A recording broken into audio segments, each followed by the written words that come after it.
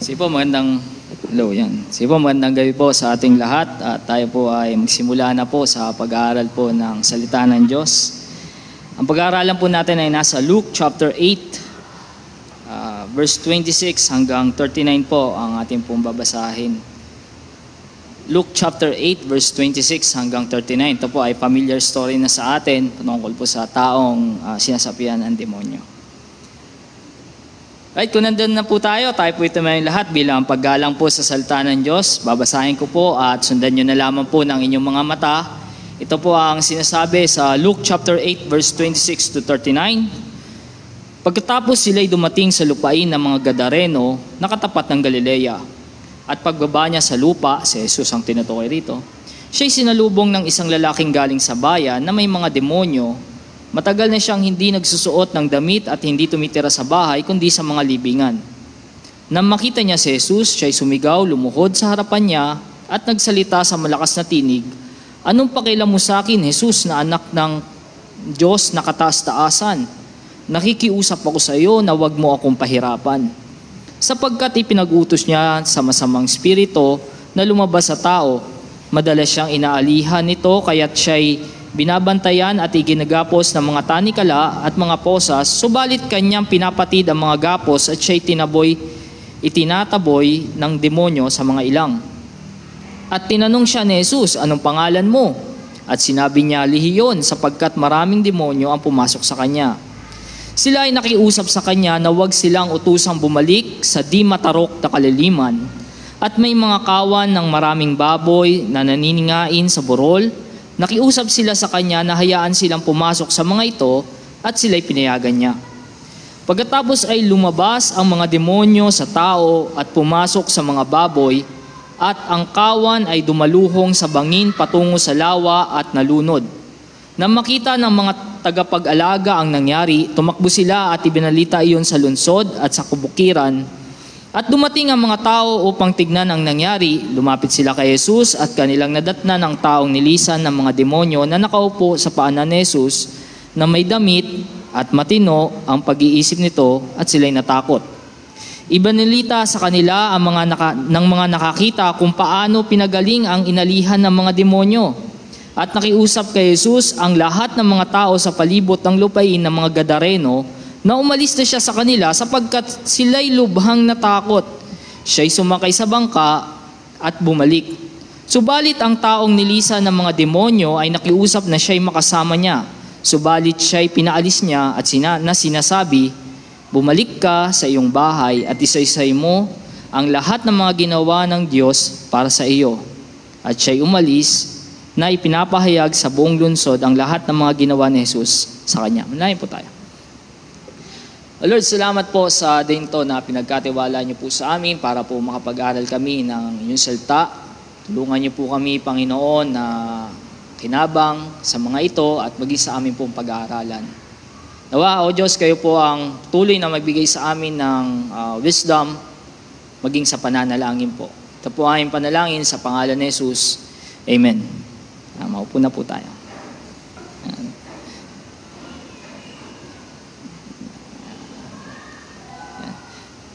Kung minsan po pag tayo ay naglilibot dito po sa palibot ng Metro Manila, ay nakakita tayo ng mga slogan sa mga pader, di ba? Sa mga eskwelahan o kaya sa mga establishmento na pinupuntahan ng tao. May mga slogan sila. Isa dito sa mga mababasa natin, "Mapanirang droga ay ibasura tungo sa kinabukasang kaaya-aya." Sa pa ay, "Pamilyang matibay, bansang matibay." At madalas ito mababasa natin, palasak na palasak to. Nasa Diyos ang awa, nasa tao ang gawa. Ngayon, pag nabasa natin yun, mukhang magandang slogan, di ba? Minsan ginagamit pa nga yan, di ba? Nasa Diyos ang awa, nasa tao ang gawa. Pero pag tinignan nyo po yun, parang may mali rin sa slogan na yun. Kasi parang sinasabi ng slogan na walang magagawa ang Diyos pag wala kang gagawin. Nasa Diyos ang awa, nasa tao ang gawa. Kaya nga palagay ko, kung itatama natin yung mas tama na nasa Diyos ang awa, nasa Diyos din ang gawa. Yun ang pinakatamang ng slogan. Diba? Dahil maraming bagay sa mundong ito na imposible sa ating mga tao. Paka-imposible. At madalas iniisip natin na ang Diyos, parang ganun din. Na ang Diyos ay sasagot lang or tutulong lang kapag tayo ay nagpe-pray. No? Na parang nakabase sa ang kalakasan ng Diyos sa pananalangin natin. Na nakabase ang lahat ng desisyon ng Diyos kung ikaw ay magpe-pray. Alam niyo po, ito po ang paalala sa atin ng Bible. Ang Diyos ay matapat na tumutugon sa ating pangangailangan sa kabila ng ating hindi matapat na pananalangin.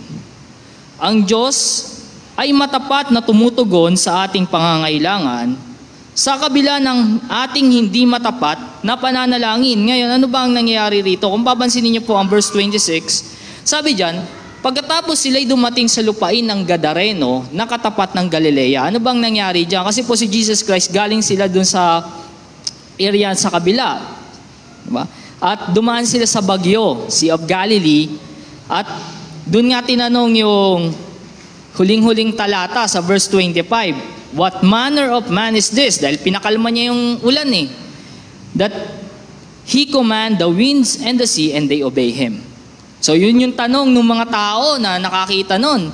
At dito sasagutin nung section na to kung sino ba si Jesus Christ. So ano ba nangyari? Pagtawid nila, dumating sila sa tinatawag na Gerasin. Sa English, no? O sa Tagalog, Gadarena, parang ganon. Now, ano ba itong lugar na ito? Ito po ay sa protection ng Roman governor ng Syria. At part ito ng isang mas malaking area na tinatawag na Decapolis. Kaya nga sa huling-uli, sinabi doon, nangaral yung tao doon sa Decapolis. Decapolis, 10 city, pinagsama-sama. Parang dito, Malabon, tayo ay part ng Metro Manila sa mas malaking area, sila Decapolis. At karaniwan ng mga nakatira dito, hindi mga Hudyo, kaya nga may mga baboy eh. So ano ba yung lugar na to? Pansinin niyo po yung mapa yan. Kung si Jesus Christ ay nanggaling siya doon sa pinakang taas na section sa Gennesaret at bumaba siya, binagyo siya at dumating siya doon sa Decapolis. Yan yung area na yon. So hindi natin talaga alam kung alin dyan sa dalawang yan, kung sa Gergesa ba o sa Gadara. Kasi sa record. Gayunpaman, nakarating sila dyan at pagdating nila, ano ang nadatnan nila dyan? Sabi dyan, sa verse 27, at pagbaba niya sa lupa, sila'y sinalubong ng isang lalaking galing sa bayan na may mga demonyo. Ano yung kalagayan ng taong ito? Pag tinignan niyo po yung record ng Mark, makikita niyo yung iba't ibang kalagayan niya. Ayan. Siya po ay nakatira sa libingan. Sa verse 3, he lives among the tombs. Walang makapigil sa kanya, malakas ang taong to. At sa verse 5, sabi nga verse 4, no one had the strength to subdue him. Pagdating mo sa verse 5, night and day, he was always crying out and cutting himself with stone. Makikita natin dyan, ito yung katangian ng taong ito, yung sinasapian ng demonyo. Siya ay may 5 katangian. Brad, yan muna lang. Yan. So nakatira siya sa libingan. Pangalawa, malakas siya. Pangatlo, wala siya sa tamang pag-iisip. Sumisigaw nga siya eh. Sumisigaw siya araw at gabi. Sumisigaw siya sa kabundukan, sa libingan. At marami siyang sugat. Panglima, nakahubad yung taong to. Diba? Sa record ni Luke, sinalubong sila ng kalubad. No? So kayo kaya, anong mararamdaman nyo kung sumalubong sa inyo, nakahubad na tao na maraming sugat? Imagine nyo, no? Siguro, kung ako yung mangyayari sa akin yung pagbaba ko, ganun yung sasalubong sa akin, baka tutulak ko si Lance, ikaw na dyan. Pero si Jesus Christ, nung sinalubong siya, anong ginawa niya? Takot ba siya? Hindi, di ba? Guro, yung mga disciple nito, isipin nyo, guro, ano ba to? Baka nakaamba na yung mga disciple. Pero ang Panginoong Yesus ay nahabag sa kanya. Bakit nahabag ang Panginoong Yesus? Kasi may katangian ng taong to. Siya ay yun, sabi dyan, no? Siya ay possessed ng legion. Now, ano ba yung legion? Ang legion sa Roman army, ito ay 6,000 soldiers na may 730 horsemen. Ibig sabihin, malakas na army ang legion. Pag narinig mo yan, automatic malakas yan. At sa record ni Luke, di ba sabi niya marami. Hindi marahil, hindi nga siguro 6,000, pero libo-libo to. Dahil sa record ni Mark, 2,000 baboy ang namatay. So napakadami nitong tao na sumapi sa taong ito. Isang demonyo lang. Sa record ng Acts, yung 7 anak ni Siba, binugbog ng isang sinasapian ng demonyo. Ito, 6,000. Or libo-libo. Legion.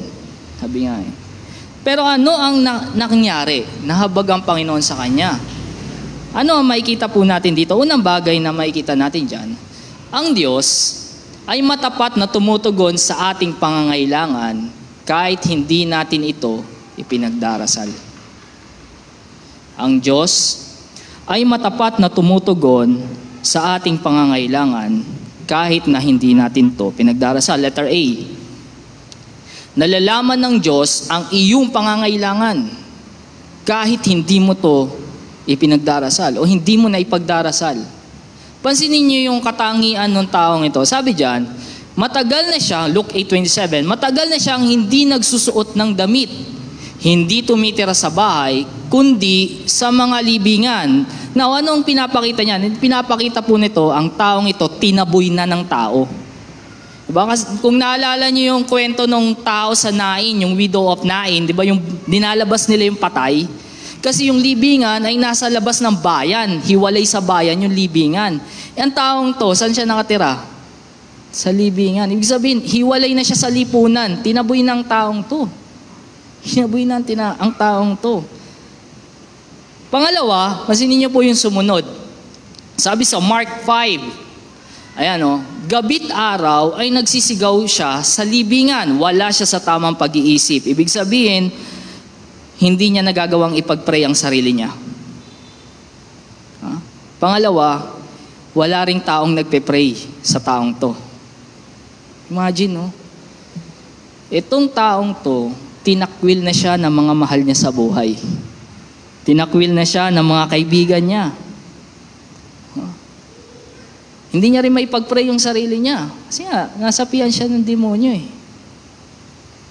Gayunpaman, anong nangyari? Alam ng Panginoon. Alam ng Panginoon na sa kabilang ibayo ng karagatan, merong nangangailangan ng tulong. Merong nangangailangan ng Panginoon. Pinapakita po natin sa atin ito na kuminsan may mga bagay na hindi natin kaya nalalamang ipag-pray. Hindi natin pinagpe-pray. Hindi nga natin alam, nakakailanganin pala natin yon. Pero ang Diyos ay matapat na tumutugon sa ating mga pangangailangan. Maraming bagay na hindi natin dinadalangin, pero ang Diyos ang tumutugon nito. Tumutugon nito. Ano po, hindi ito kagaya ng mga ibang demon possess. Merong demon possess sa Luke 9:36-45. Hindi ko na sinulat yan, Brad. Yung father, di ba, lumapit siya kay Jesus Christ patungkol sa kanyang anak. Bakit? Kasi hindi mapalabas ng mga disciple eh. Sabi niyo, lumapit ako sa mga disciple pero hindi nila mapalabas. Lumapit yun. Yung daughter, yung mother lumapit, yung 'di ba, yung sa may aso, sabi ng Panginoong Hesus, hindi tama na ibigay yung pagkain para sa mga dogs. Ang sabi ng babae, maging yung mga aso ay naghihintay ng mumo na mahuhulog sa paanan ng kanilang master, sa table ng kanilang master. At sabi ni Jesus, for such a reply, lumalis yung demonyo. May mga lumapit kay Jesus Christ patungkol sa demon possession. Pero ang taong to, walang maglalapit sa kanya at hindi niya magawang ilapit ang sarili niya. Nakatira siya sa libingan. Habag-habag ang taong to. Dahil yung lugar na kinalalagyan niya ay talagang marumi at mabaho. Imagine nyo, walang imbalsamo nung unang panahon. Tumira ka sa libingan nung unang panahon. Anong amoy kaya doon? Pero ang Panginoon ay dumating sapagkat alam niya. Pangalawa, letter B, na makikita po natin. Yan. Sige Brad, tuloy mo lang. Letter B, may kakayanan ng Diyos na tugunin ang iyong pangangailangan kahit hindi mo ito ipinagdarasal. May kakayanan ng Diyos na tugunin ang iyong pangangailangan kahit hindi mo ito pinagdarasal. Marami, hindi mo naisip ipagdasal. Kaya niya. Kaya ng Panginoon. Sabi dito sa Luke 8:28, sabi po ng Bible dito, when he saw Jesus, nakita ng taong to na hindi man lang pinalangin si Jesus Christ, hindi nga kaya manalangin, he cried out. Anong nangyari? He fell down before him. At anong mga pinakita dito? Diba? Nagmakaawa tong demon. Nagmakaawa siya. Verse 29, sabi nga dyan, for he commanded the unclean spirit to come out of the man. Biruin nyo, ilang libo to? 6,000. Sino ang kalaban nila? Isa lang, si Jesus Christ lang. At kung power ang pag-uusapan, napakalakas ng taong to. Sabi nga dyan, di ba? They kept him under guard, bound with chain and shackle, and he would break them. Ninisira niya lang yung mga chain. Ninisira niya lang yung mga yon. At sabi sa ibang mga talata, itong taong to talaga ay napakalakas. Hindi siya masubdue ng mga tao. Yung salita na yon, galing yun sa salita ng mga hayop. Kung paano mo pinipigilan, hindi tao, hayop. Hindi nila magawa yon. Pero nung dumating si Jesus Christ, isa lang ang nakaharap nila. Nagmakaawa pa sila. I beg you, maraming beses niyang binanggit dyan, nakikiusap ako sa iyo. Nakikiusap sila. Sa kanya, na huwag silang papuntahin sa nakakatakot na lugar. Sabi nga sa verse 31, patinin niyo po yung sumunod dyan. Sa verse 32, they beg him to let them enter this, yung mga baboy. Kesa saan? Pumunta sila sa abyss. Ayun na yun. Ang pinapakita po nito sa atin na ang Panginoon may kakayanan siya sa lahat ng bagay. Pero niya, itong mga demonyo na to, di ba? Baking yung pagpunta nila sa impyerno, kailangan pa nilang ipaalam sa Panginoon. Nagmakaawa nga sila eh. They beg him, wag mo po kayong papuntahin dyan, Panginoon. Doon na lang kami sa mga baboy. Isa sa pinapakita po niyan sa atin kung gaano kabigat ang impyerno. Maging yung mga demonyo, ayaw nilang pumunta. Para sa mga demonyo na to, mas okay pang pumasok sila sa mga baboy. Baboy, malansa yan. Mas okay pang magsiksikan sila sa katawan ng isang tao. Mas okay pang tumira sila sa libingan kaysa mapunta sila dun sa abyss. Kasi gano'n yung kabigat ang impyerno. Ang Panginoon, bagaman gano'n, ay meron siyang kakayanan na tugunin ang iyong mga pangangailangan. Kahit hindi mo ito na ipagdarasal. Kakayanan ng Panginoon. At dito, kung papansinin niyo po, gumaling talaga ang taong ito. Gumaling siya. Sabi ng Biblia, saan siya gumaling? Gumaling siya sa dalawang bagay. Yan, gumaling siya spiritually at gumaling din siya physically. Dahil di ba marami siyang sugat. Pero nung gumaling siya, hindi lang tumino yung isip niya. Sabi doon, siya ay nakadamit na ng magandang, maayos na pananamit. Isipin niyo kung marami kang sugat at nagdamit ka, di ba lalabas yung dugo? Magbi-bleed out yun sa damit mo. Pero pinapakita nito na pinagaling siya ng Panginoon spiritually at pinagaling siya ng Panginoon physically. Na andun talaga, nung sumagot ang Panginoon sa kanyang pangangailangan, nandun yung satisfaction. Hindi kulang. Hindi kulang yung naging sagot ng Panginoon. Actually, nakakaawa nga talaga ito dahil kung titignan niyo po ang kwento, maaaring ang taong to ay mamatay na kung hindi dumating si Jesus Christ. Diba? Anong ginawa ng mga demonyo na sumanib sila sa mga baboy? Tumalon sila sa bangin at nagpakalunod, diba? Maaaring yung araw na yon, yun na yung plano ng mga baboy sa taong to. Tatalon na rin sila sa bangin, talulunurin na nila to. Gayunpaman, dumating si Jesus at naligtas ang taong to. Naligtas si Jesus at naligtas ang taong to. Now, bakit ganon? Bakit may kakayanan si Jesus na tugunin ang ating mga pangangailangan? Bakit ganon? Ito po, letter C. Yan. Dahil si Jesus ang anak ng kataas-taasang Diyos. Alam niyo po, sa text na yan, yan ang palagay kong binigyan ng emphasis. Dahil yung word na ginamit dyan ay talagang dalawang superlative. Dalawang superlative. Sabi dyan, si Jesus ang anak ng Diyos. Superlative yun. Nakataas-taasan. Most High God. Diba? Yan yung tanong ng mga, di ba, yung sa bumabagyo, anong uri ng taong to na pinapasunod niya yung mga bagyo at kumakalma sila? Ito yung sabi ng mga demonyo. Si Jesus, ang anak ng Diyos na kataas-taasan. Kaya si Jesus ay able na magpagaling o tumugon sa ating mga pangangailangan ay dahil sa siya ay Diyos. Siya ang Panginoon. Tayo ba, pag nananalangin tayo, ay naalala pa natin na ang nilalapitan natin ay kataas-taas ang Diyos?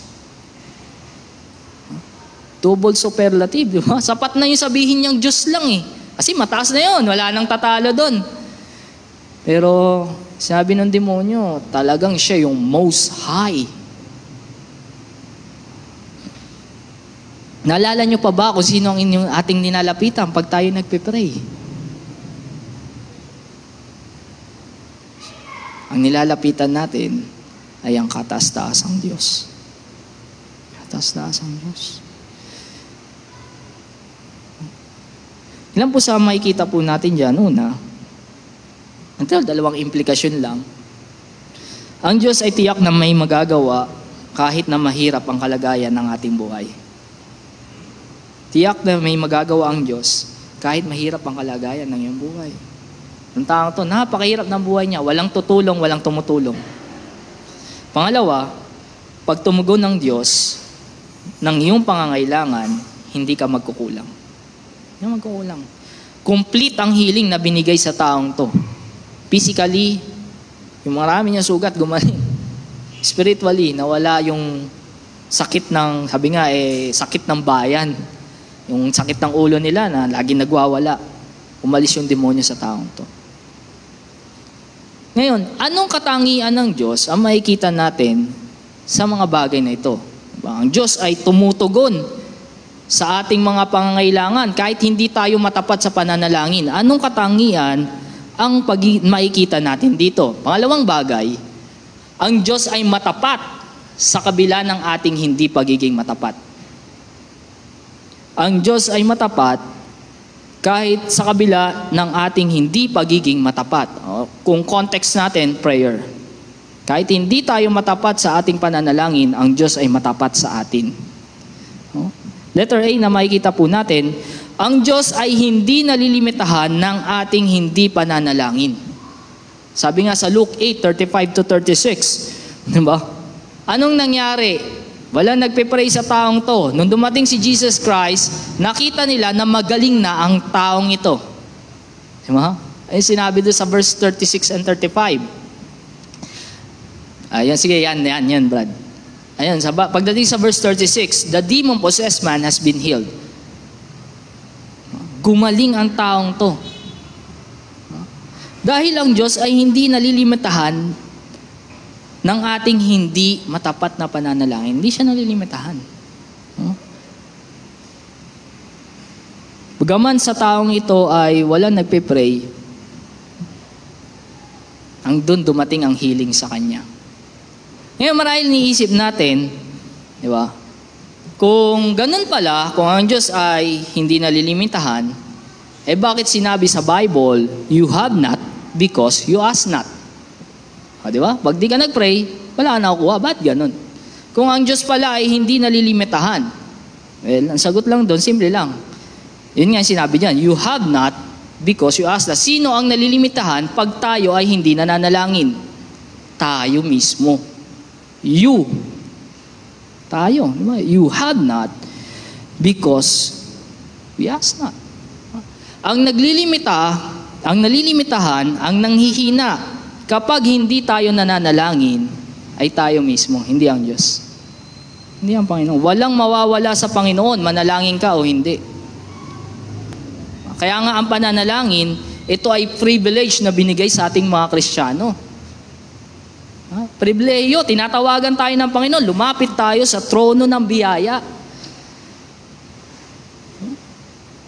Ngayon, kung ganun pala, niisip natin, Kung ang Diyos pala matapat sa atin, kahit hindi ako matapat mag-pray. Kung ang Diyos pala ay tumutugon ng pangangailangan natin, kahit hindi ako nagpe-pray, hindi na lang ako magpe-pray. Di ba? Huwag na tayong umatin ng prayer meeting. Ganun ba? Alam niyo po, pag ganun ang naging response mo, o kung ganun ang naisip mo habang pinapakinggan mo to, mali ang response mo. Napakamali.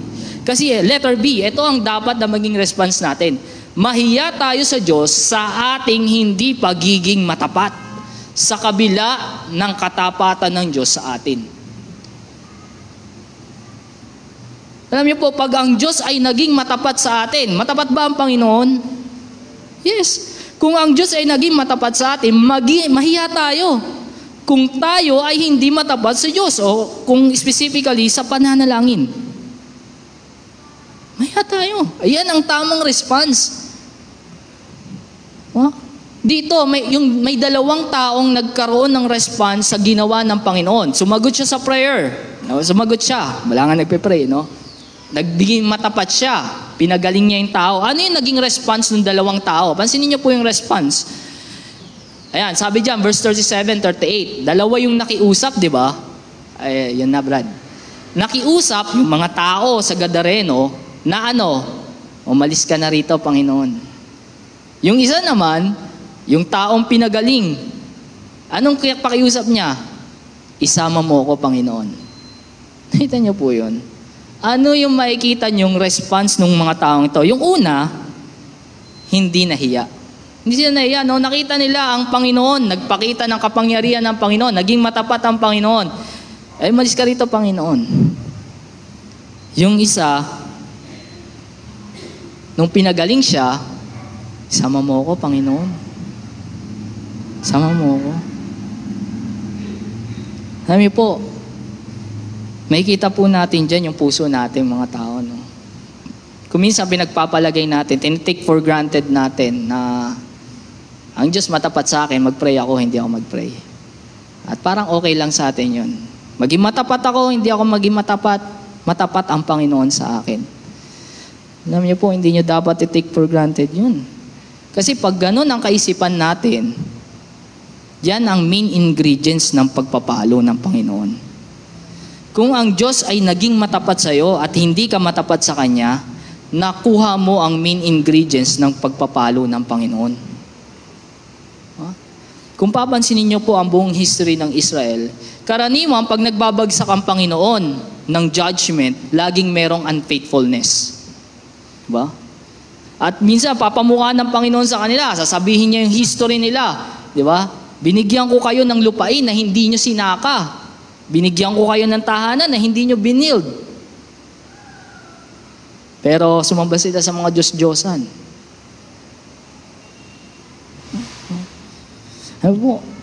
Kung ang Diyos ay matapat sa atin at hindi tayo matapat sa Kanya, nag-i-invite tayo ng pagpapalo ng Panginoon.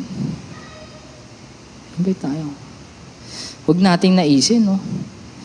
Ano ba ang mga dahilan bakit hindi na tayo matapat sa pananalangin? Siguro, hindi natin alam kung ano yung pagpe-pray natin, kaya hindi tayo nagpe-pray. O siguro ay discouraged na tayo, ang dami nating iniisip sa buhay, hindi na tayo nagpe-pray. O distracted tayo masyado siguro. Or marahil, iniisip nyo, hindi naman importante to eh. Or panglima, marahil, iniisip natin, tinatamad na akong pumunta. Marahil, ikaw, kaibigan, kung ikaw nanonood dyan sa FB, marahil isa ka dyan sa mga taong yan. Marahil tinatamad ka ng umatin ng prayer meeting.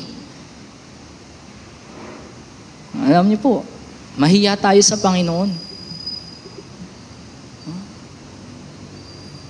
Mahiya tayo na hindi tayo matapat sa Kanya sa kabila ng katapatan niya sa atin. Hindi matapat. Diba, ikaw naman din, tayo rin mga tao, pag yung kapwa natin, ginawan tayo ng kabutihan, diba, mahihiya tayong suklian yun ng kasamaan. Mahihiya tayong gawin yun eh. How much more ang Panginoon? How much more? Kung ang Diyos ay naging matapat sa atin, maging matapat tayo sa Kanya. Kung tinutugon ng Panginoon ang pangangailangan mo, yung mga hindi mo nga pinagdarasal, di lalo tayong ma-encourage na mag-pray. Huh? Yun ang tamang response. Dahil ang Diyos ay matapat sa atin. So ilan sa makikita natin dyan? Ayan, baba mo pa Brad, sa implikasyon na tayo. Ayan, ang Diyos ay mananatiling matapat kahit ang lahat ay hindi matatapat. Kahit lahat tayo rito, hindi tayo magtatapat sa Panginoon, mananatiling ang Diyos matapat sa tao. Kung ano yung tama, gagawin niya yun. Kaya nga, maging matapat tayo, hindi lang sa gawain ng pananalangin, maging sa lahat ng area na pinagkaloob sa atin ng Panginoon. Hindi lang naman prayer ang requirement sa atin ng Panginoon, di ba? Hindi lang yun. May mga service, may Great Commission, may pagtitipon. Maging matapat tayo sa mga to. Maging matapat tayo. Marahil sinasantabi na natin yung mga bagay na pinapagawa sa atin ng Panginoon. Marahil pananalangin, marahil yung pagtitipon, sinasantabi na natin. O marahil yung Great Commission, sinasantabi na natin yung mga bagay na yan. Alam niyo po, huwag nating pangarapin yung ganong bagay. Dahil darating ang pagpapalo ng Panginoon. Kung matapat siya sa atin at hindi tayo matapat sa Kanya, darating ang pagpapalo ng Panginoon. Sabi ng Panginoon, di ba? Ang hindi pagiging matapat sa Diyos sa kabila ng katapatan niya sa atin ay nagbabanta ng pagpapalo. Banta ng pagpapalo. Hindi kang paluin ng Panginoon. So gusto mo bang mapalo ng Panginoon? Ikaw, kung anak ka niya, gusto mo ba yon? Lagi nga natin sinasabi, as much as possible, di ba? Wag mangyari sa atin yun, napaluin tayo ng Panginoon. So ano ang gawin, mangyari sa iyon?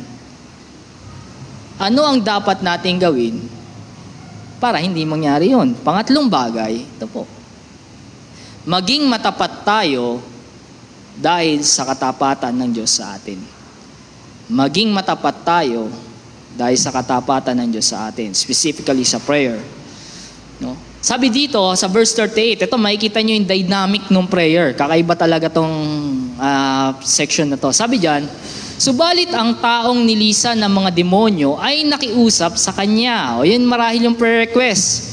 Ito yung prayer request nung sinabihan ng demonyo. Isama mo po ako.